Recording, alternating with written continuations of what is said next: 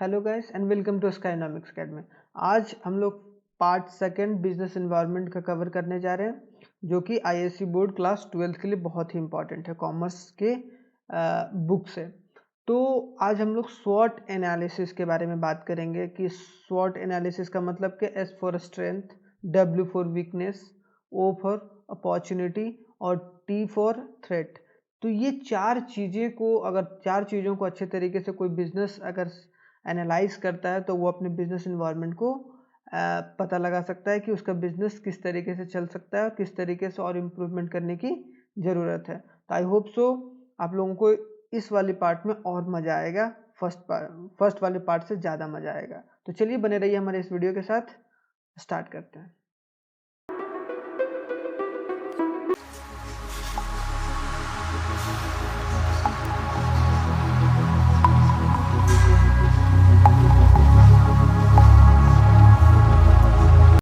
तो चलिए ये सेकेंड पार्ट है हम लोगों का बिजनेस एनवायरनमेंट का, जो क्लास 12 का फर्स्ट चैप्टर है कॉमर्स के लिए। ठीक है, ये हमारा वेबसाइट है www.skynomicsacademy.com। आप लोग जाके विजिट कर सकते हैं, यहाँ पर भी पीडीएफ वगैरह अपलोडेड रहता है।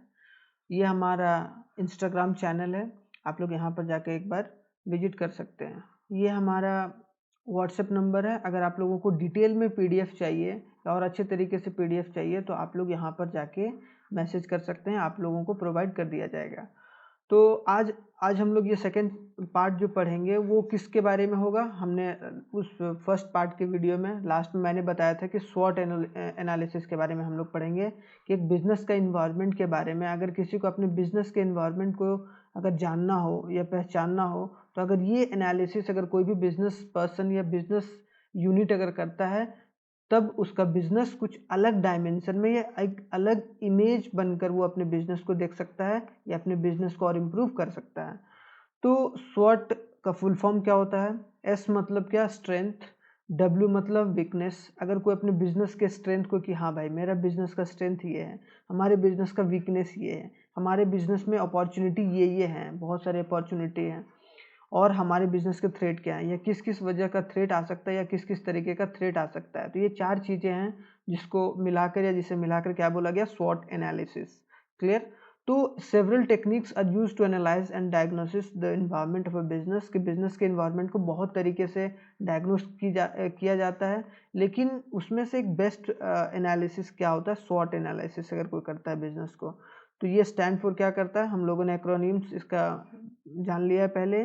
तो while strength and weakness can be identify and analyse the internal environment, कि अगर बिजनेस का इंटरनल इन्वायरमेंट के बारे में जानना है तो ये किसी बिजनेस, कोई भी बिजनेस यूनिट अगर कोई बिजनेस कर रहा है तो अगर उसे बिजनेस इंटरनली जानना है तो वो स्ट्रेंथ और वीकनेसेस अपने बिजनेस का जान ले।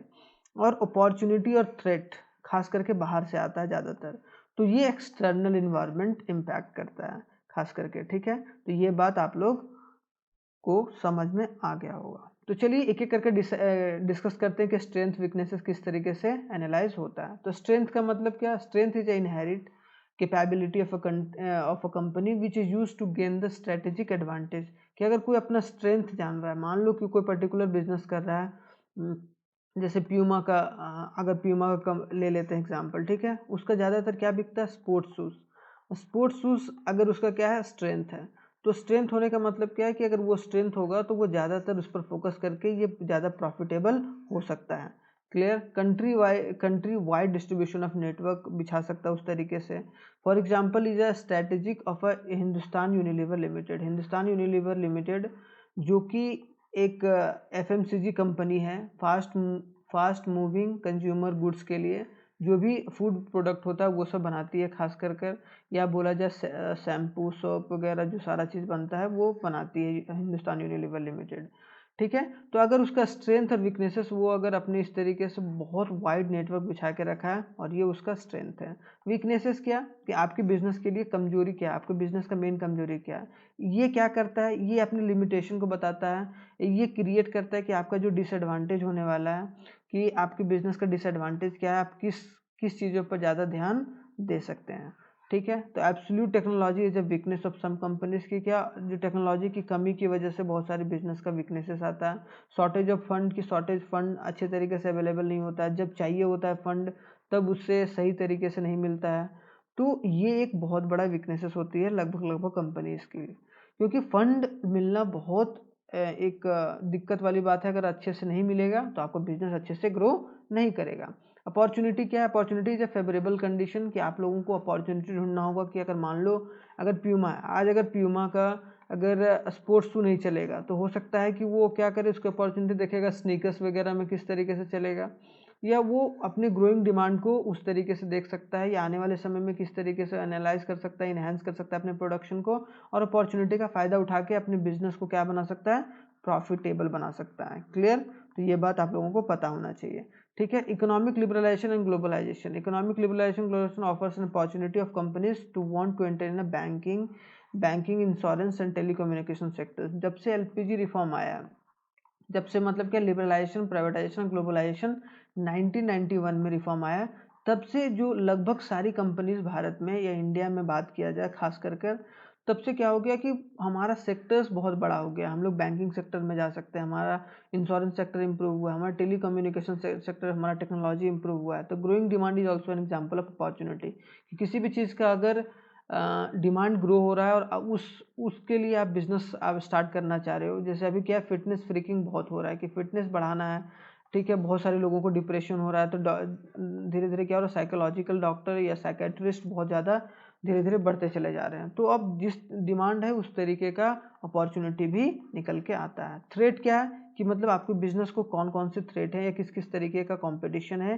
किस तरीके का। Threat is unfavourable condition. Threat एक अनफेवरेबल कंडीशन है जो companies external environment which causes a damage and risk of the position, कि उसके कंपनी के पोजीशन को डैमेज कर सकता है। क्लियर? कंपटीशन क्या है आपका फ्रॉम मल्टीनेशनल कंपनीज, खास करके एमएनसीज। एमएनसीज क्या करती हैं कि एमएनसीज बड़ी कंपनी को, खास करके बड़ी कंपनी इन द सेंस क्या, जो बड़ी बड़ी कंपनीज होते हैं जो जिनका ब्रांचेस अलग अलग फॉरेन कंट्रीज में रहते हैं, वो क्या करते हैं, छोटे छोटे बिजनेसेस को खा जाते हैं, जो स्मॉल स्मॉल बिजनेसेस होता है। तो इन लोगों को ये समझना होगा किस तरीके से थ्रेट क्या है और उसी तरीके से एक्शन लेना होगा। तो हम लोगों ने ये 4 चीज़ें पढ़ा स्वॉट एनालिसिस में। ठीक है। अब स्वॉट एनालिसिस का क्या है भाई, एनालाइज इज हेल्पफुल, कि ये बहुत हेल्पफुल होता है इन फॉर्मुलेशन एंड इफेक्टिव स्ट्रैटेजी, को कंपनी के स्ट्रैटेजी को बनाने में बहुत हेल्पफुल होता है, और अपॉर्चुनिटी को वो उठा सकता है फ़ायदा, और न्यूट्रलाइज कर सकता है अपनी थ्रेट को न्यूट्रलाइज कर सकता है। जो भी थ्रेट आने वाला है, जो भी ऑर्गेनाइजेशन से फेस होने वाला है या मल्टीनेशनल कंपनी से फेस होने वाला है, उन सारी चीज़ों को वो एनालाइज करके उसको न्यूट्रलाइज कर सकता है। स्वॉट analysis is system is systematically a systematic and logical approach, एक लॉजिकल अप्रोच है, सिस्टमैटिक अप्रोच है to understand the business environment. अगर कोई भी अपने बिजनेस के इन्वायरमेंट को समझना चाह रहा है तो वो क्या करे, स्वॉट एनालिसिस करे। अगर स्वॉट एनालिसिस अगर वो करता है तो उससे ये पता चलता है कि उसका बिजनेस का इन्वायरमेंट कैसा है। ठीक है। तो आई होप सो ये बात आप लोगों को समझ में आ गया होगा। ठीक है। एक एग्जांपल देख लेते हैं हिंदुस्तान यूनिलीवर लिमिटेड का, कि किस तरीके से इसका स्वॉट एनालिसिस किया गया है। जैसे हिंदुस्तान यूनिलीवर एफएमसीजी कंपनी, मैंने पहले ही बताया, जो फास्ट मूविंग, जो कंज्यूमर्स बहुत फ्रीक्वेंटली यूज़ करते हैं डेली लाइफ में, वो सब सारा प्रोडक्ट बनाता है। क्या है ये? एफएमसीजी कंपनी है, FMCG fast moving consumer goods. ठीक है। इसका स्ट्रेंथ क्या है? स्ट्रॉन्ग ब्रांड पोर्टफोलियो, बहुत ब्रांड इसका बहुत बड़ा है। कंज्यूमर अंडरस्टैंडिंग, कंज्यूमर को ये समझता है। आर&डी एबिलिटी इसका बहुत अच्छा है। डिस्ट्रीब्यूशन रीच बहुत अच्छा है। इसका डिस्ट्रीब्यूशन जो है वो चारों बहुत सारे लगभग बहुत सारे देशों में इसका जो नेटवर्क है वो बहुत मजबूत है। इसका क्या है? नेटवर्क बहुत मजबूत है। तो ये इसका स्ट्रेंथ है, तो इस पर ज़्यादा काम करता है। हाई क्वालिटी मैन पावर, कि मैन पावर इसका जो होता है बहुत हाई क्वालिटी का है, मतलब जल्दी लोगों को यहाँ से निकाला नहीं जाता है। ह्यूमन रिसोर्स को बहुत अच्छे तरीके से इस्तेमाल किया जाता है 4 डिपार्टमेंट को। ठीक है। वीकनेसेस क्या है? इसके कुछ वीकनेसेस होते हैं, क्योंकि हर एक किसी का नेगेटिव पॉइंट भी होता है, पॉजिटिव पॉइंट भी रहता है। ठीक है। तो इसका नेगेटिव पॉइंट क्या है, वीकनेसेस क्या है? Increase in the cost of input, की इनपुट में कॉस्ट इसका ज़्यादा होता है, मतलब ये कॉस्ट ऑफ प्रोडक्शन इसका बहुत होता है। Limited success in changing the eating habit of the people, कि ईटिंग हैबिट मतलब इसके जो भी लोग कंज्यूम करते हैं उनके हैबिट में जल्दी चेंजेस नहीं होते हैं, इस वजह से ये अपना फ्रिक्वेंटली चेंज नहीं कर पाता है। कॉम्प्लेक्स सप्लाई चेन कॉन्फ़िगरेशन, इसका सप्लाई चेन थोड़ा सा गड़बड़ है, इसकी वजह से हैम्पर होता है। अनवाइडली number of stock keeping units, बहुत सारे जो स्टॉक्स हैं वो अपने पास रखा हुआ है अभी भी, मतलब ये लोगों से शेयर मार्केट में पैसा ये शेयर बेच नहीं रहा है। ज़्यादातर ये स्टॉक इतने ब्रांड होने के या ब्रांड बनाने के बाद भी ये ज़्यादातर स्टॉक अपने पास रख रहा है। लेकिन ये भी एक दोनों चीज़ है, ये स्ट्रांगनेस भी है, मतलब स्ट्रेंथ भी है, वीकनेसेस भी है। डिस्पर्स्ड मैन्युफैक्चर लोकेशन, इसका लोकेशन बहुत डिस्पर्स है, बहुत दूर दूर है, तो इससे कहीं ना कहीं क्या होता है, कॉस्ट ऑफ इनपुट बढ़ जाता है। ठीक है, अपॉर्चुनिटी क्या है भाई, increase in the penetration, rural areas में ये पेनिट्रेशन बढ़ा सकता है रूरल एरियाज में, क्योंकि ज़्यादातर इसका जो गुड्स वगैरह ज़्यादा पेनिट्रेट कहाँ करता है, अर्बन एरियाज में। ठीक है, brand growth through the increase in the consumption depth, की कंजम्पशन और बढ़ा सकता है अपनी कैटेगरी में लाके, frequency usage across all category, और कैटेगरी थोड़ा सा और बढ़ा सकता है अपना, upgrading consumer through the innovation कर सकता है, नया टेक्नोलॉजी ला सकता है उस तरीके से। ठीक है, इमर्जिंग मॉडर्न ट्रेड में ये इम्प्रूव कर सकता है, बाहर कंट्रीज में ये ट्रेडिंग फैसिलिटी और बढ़ा सकता है क्योंकि इसका नेटवर्क बहुत बड़ा है। Growing consumption in out of the home category, कि आउट ऑफ होम जो भी सारे आउट ऑफ होम मतलब ऐसे चीज़ें जो सिर्फ घर में इस्तेमाल होती हैं, जो होम में इस्तेमाल होती है, उसके अलावा भी चीज़ों को ये फिगर आउट करके यहाँ भी अपने, क्योंकि इसका ब्रांड वैल्यू पहले से है तो यहाँ भी अपॉर्चुनिटी है। क्लियर, तो थ्रेड क्या क्या है, थ्रेड क्या है, लो प्राइस कंपटीशन। इसका थ्रेड क्या है कि लो प्राइस है तो लो प्राइस में कंपटीशन बहुत ज़्यादा होता है कि नहीं, और अगर ज़्यादा हाई रखोगे तो वहाँ कंपटीशन ही नहीं है। तो इसका कंपटीशन डायरेक्टली कहाँ, पतंजलि आयुर्वेदा से चल रहा है, क्योंकि पतंजलि बहुत सारे एफएमसीजी प्रोडक्ट को अब मार्केट में कैप्चर कर लिया, बहुत जल्दी ये ग्रो कर रहा है बहुत अच्छे तरीके से, रामदेव बाबा से। ठीक है, अब क्या, spurious and counterfeit product in rural areas से अभी भी इसको थ्रेट मिल रहा है। Changes in the physical benefits मतलब गवर्नमेंट का सपोर्ट जिस तरीके से मिल रहा है बिजनेसेस को, उसकी वजह से ये थ्रेट है। Unfavourable price in the oil, की अनफेवरेबल प्राइस जो रखा गया है ऑयल में, तो इस वजह से ये ऑयल के कंपनीज या जो ऑयल बनाता है ये HUL, तो वो सब सारी चीज़ों में ये थ्रेट है इसका, क्योंकि उसमें कंपटीशन बहुत ज़्यादा है। तो आई होप सो आप लोगों को ये समझ में आया होगा।